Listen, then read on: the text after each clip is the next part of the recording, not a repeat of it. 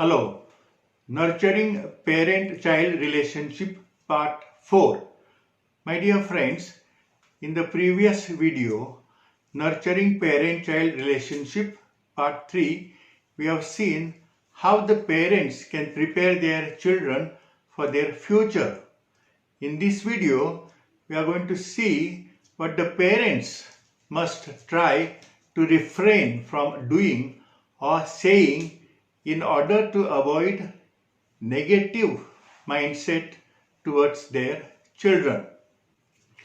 In order to do that, the parents must keep in mind the following 10 things. The first, do not talk negatively about your children in front of others.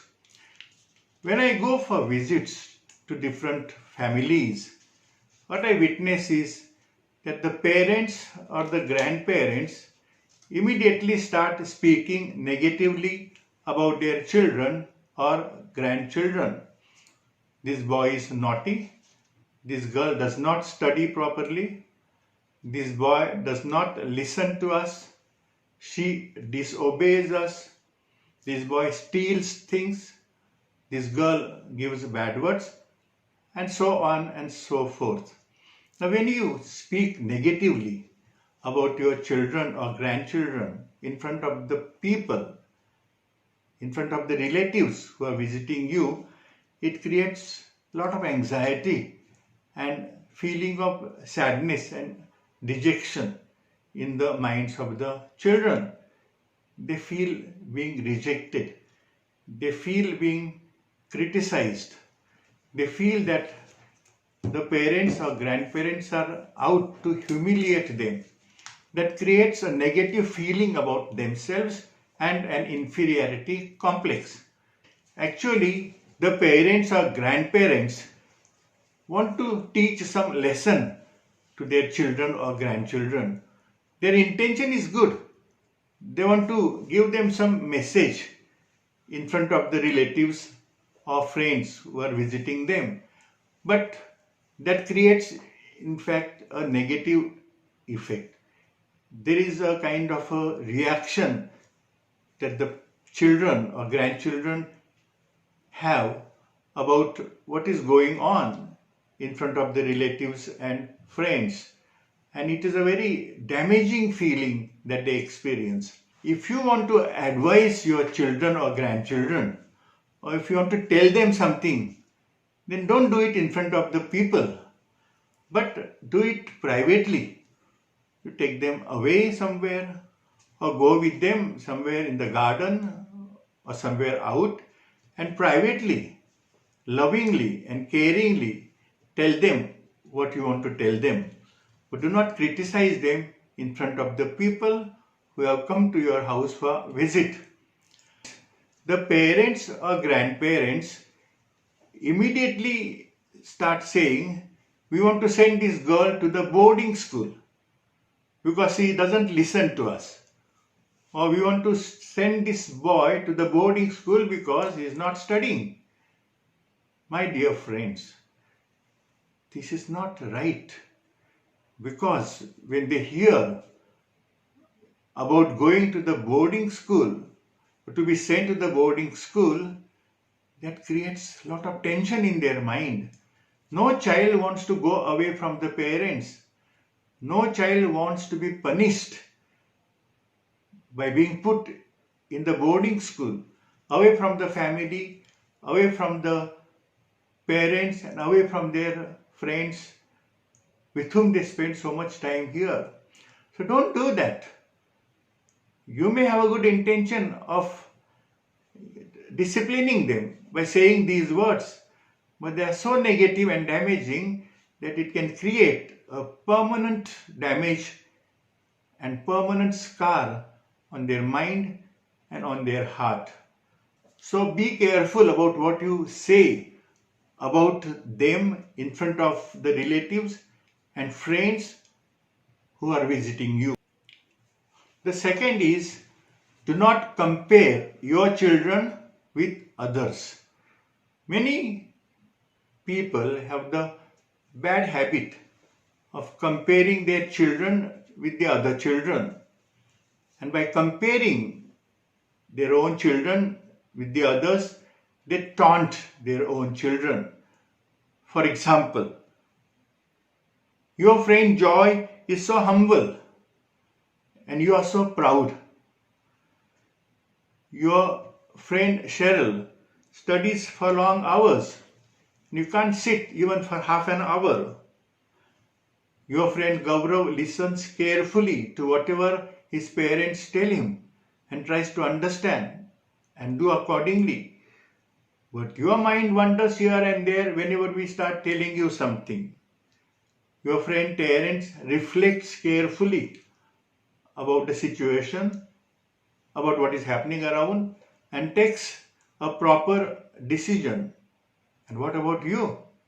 You are so impulsive that you go on making mistakes after mistakes and landing in trouble from which you find it difficult to come out. My dear friends, comparing like that with others puts your children in a very bad situation.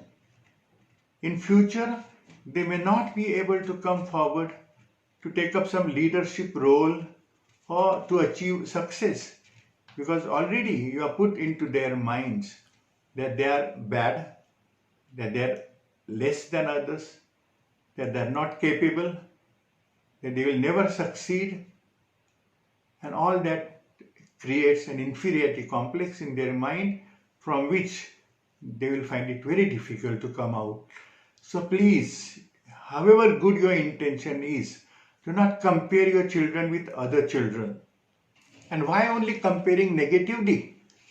Why don't you sometimes compare them positively? In the sense, tell them that you are so good, you are much better than your friend so and so in cricket, that you are much better than your friend so and so in listening to the parents or doing certain things right or in studying and so on.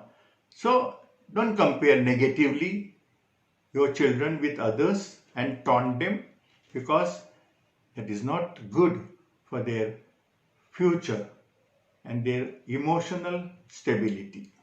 The third is, do not discriminate amongst your children, favoring one over the other.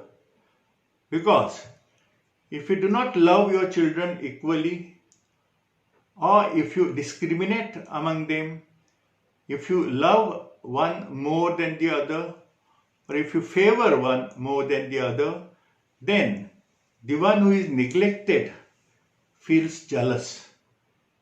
He or she has inferiority complex, and slowly he or she develops a kind of hatred and revengeful feeling towards the other sibling whom you are favoring more than him or her. You will not believe, but some years ago, a girl in the 6th standard told me, "Father, I sleep keeping a knife under my pillow." Mind you, that girl was only in 6th standard. And I asked, "Why do you do that?" Do you know what she told me? She said, "One night I'll get up and kill my elder sister so that my mummy will start loving me more than her." So my dear parents, can you see how much damaging it would be if you discriminate among your children or grandchildren and favor one over the other? So please refrain from doing that. Fourth, do not give irrational or cruel punishment. One rule you must follow is that when your child makes the first mistake, you must be ready to forgive, because it is the first time the child has made a mistake. Of course, you should not just let the child go free. You talk to the child, listen to him or her, find out what happened and why it happened, and give a good counseling. Explain to him or her what he or she did was wrong and why it should not be done. But first mistake does not deserve punishment. When the child makes the mistakes repeatedly, then you have to play a different role. You have to listen to the children and at the same time tell them very clearly what is right and what is wrong and what is expected from them. Set a parameter for them that they can do these things, but these certain things they should not do. They should avoid doing certain things. When the children are clear about what the parents want, then they will be careful in their behavior. And mind you, when you punish your child, that punishment must be in proportion to the mistake the child has committed. It shouldn't be irrational or too cruel. I have heard of a parent, a father, who, when he was so angry with his small boy in the school, maybe 7th or 8th standard, he hit him very hard and then tied him to a tree in front of their house and kept him hungry for whole night. Can you imagine what this boy must have undergone during that night? The fear of some animal or snake coming, the fear of the ghost, and so on. This boy will never be able to forgive his father and will never be able to have a proper, loving relationship with his father. So be careful about how you punish the child and what sort of punishment you give to your child. Fifth, do not be indifferent to your children's needs or ignore their cry for help. My dear parents, children have different types of needs at different stages of their life. And they will ask you for things. Maybe they will demand certain things. So when they ask for certain things, talk to them. Find out what exactly they want and why they want it. If their demand is reasonable and if you can afford to fulfill that, then give them what they want because it may be useful for them, it may be good for them, it may enhance their self-worth.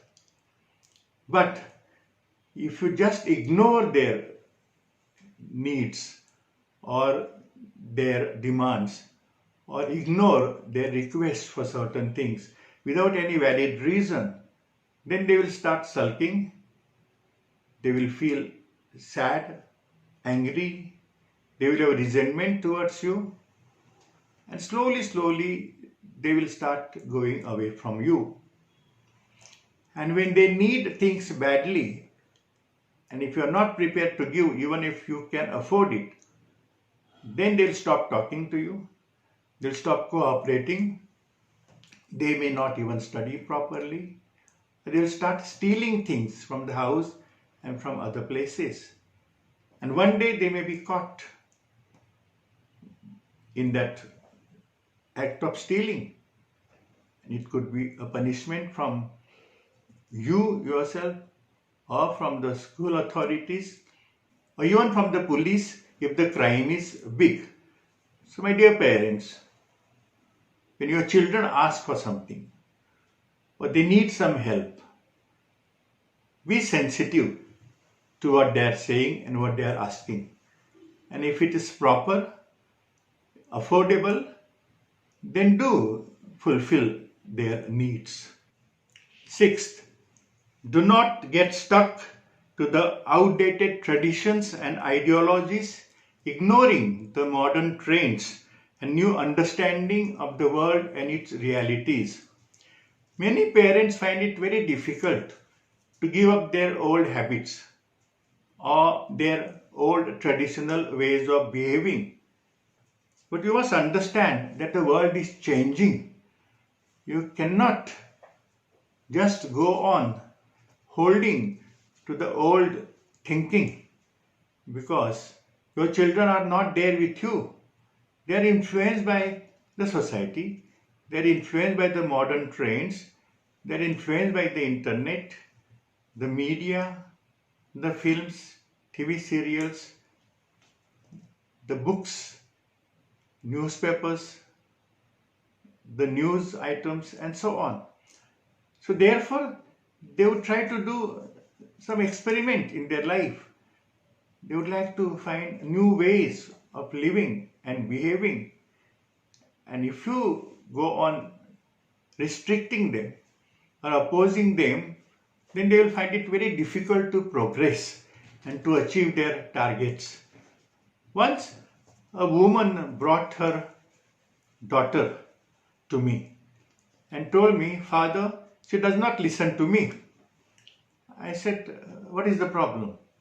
She said, "My daughter wants to put jeans while going to the college." I said, "What is wrong in wearing jeans while going to the college?" And she told me, "But father, I never wore jeans when I was in the college." I said, "My dear lady, today the world has changed. You were in the college some 20 or 25 years ago, or maybe more. The world was different that time. The girls were different. The mentality was different. And today's world is different. It is progressing so fast. If your daughter does not wear jeans to go to the college, it is always possible that her friends may laugh at her and they may even call her Kakubai. What happens if she goes into depression and even commits suicide?" After hearing that, that lady was surprised and also very much affected emotionally by what I said. And she told me, "Father, let her wear jeans or anything else that she wants. I'm not going to ask her about it anymore."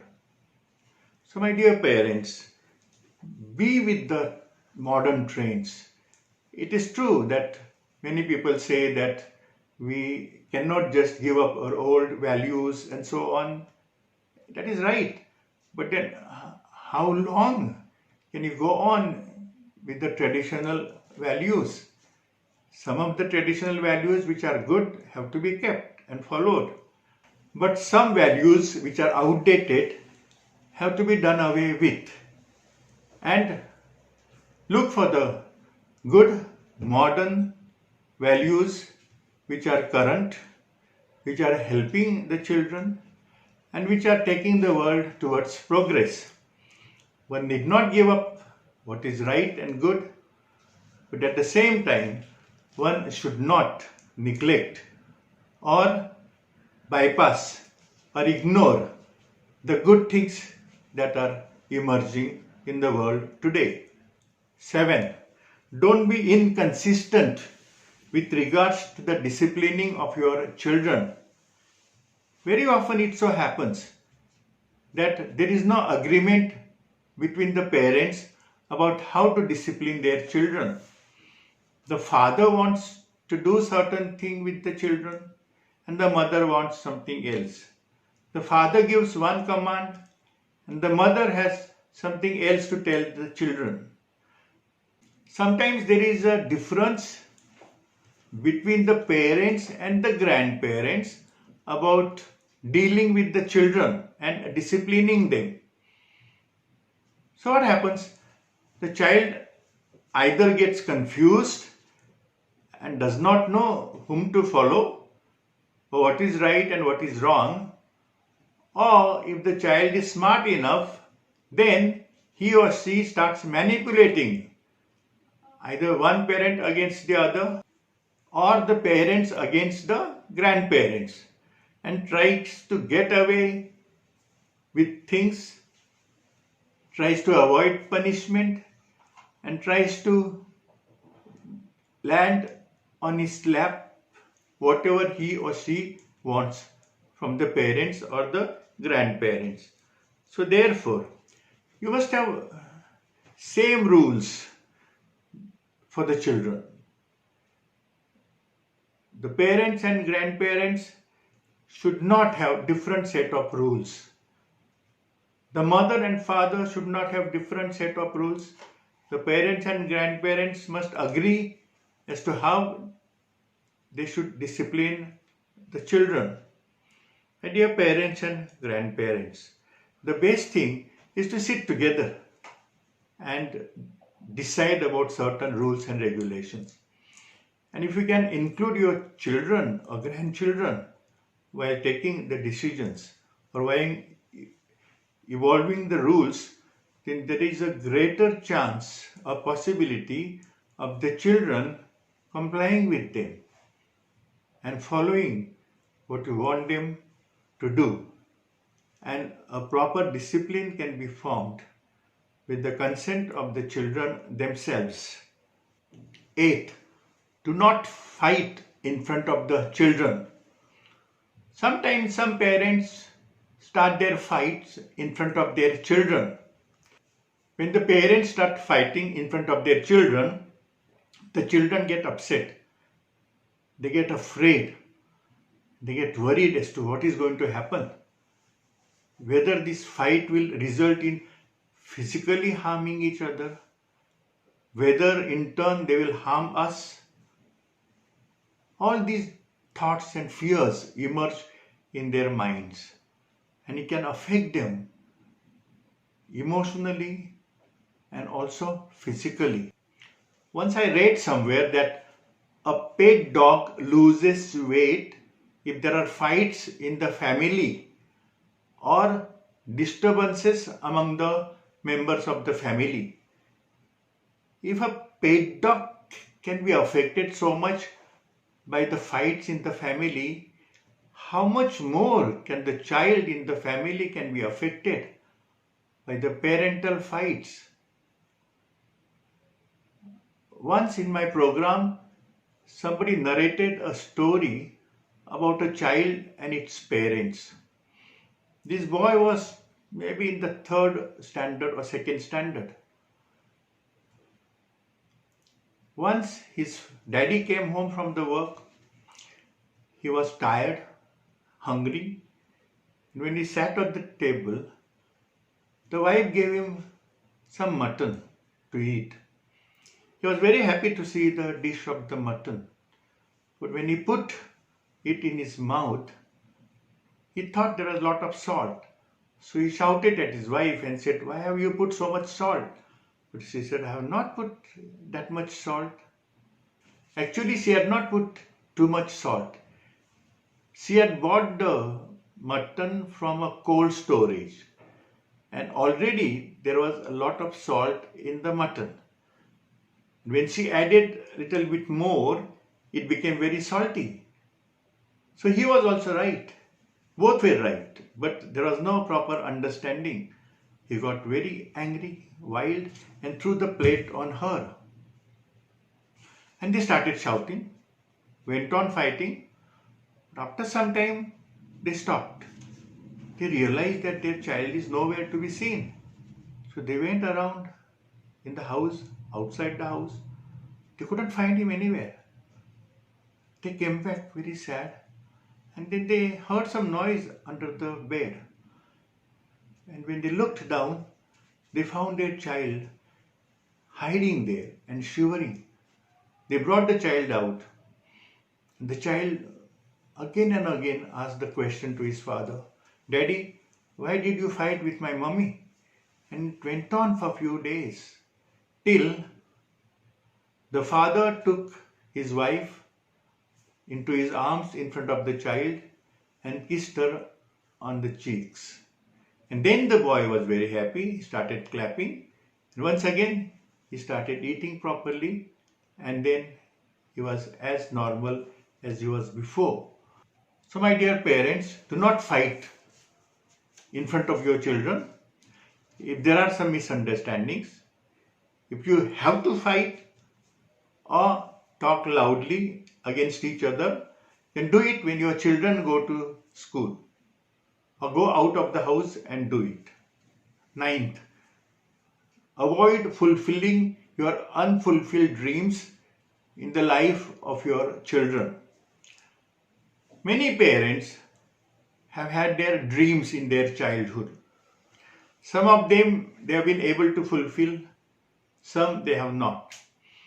So some parents try to fulfill their unfulfilled dreams in the life of their children.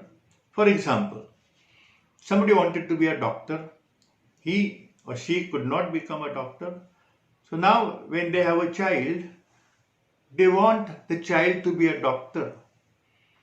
Now that is not right. It was your dream. Your child has his or her own dream. God has put into his or her mind some germ of a dream, some ambition, some aspiration which the child wants to fulfill. Your duty is to help your child to nurture that dream and to fulfill it. How do you do that? By providing the facilities, the atmosphere, and even financial support to your child to fulfill whatever dream he or she has. So please do not try to fulfill your unfulfilled dreams in their life. And finally, the 10th, do not try to control the life of your children or interfere in their life when they come of age and become mature. My dear parents, as your children grow and begin to walk on the life's journey which they have visualized for themselves and for their families, you need to withdraw slowly and gradually from their life.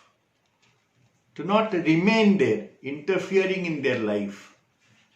Let them follow their own dreams, their own vision and insights, and prepare for themselves a future that they want to have. You have to withdraw now. You have run your race. You have played your game.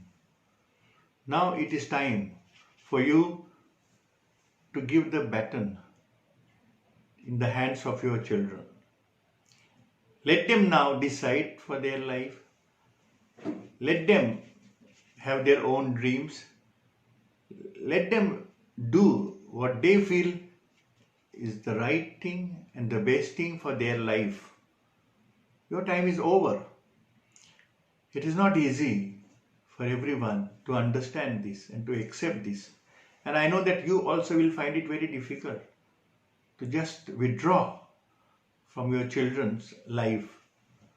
But how long are you going to remain there?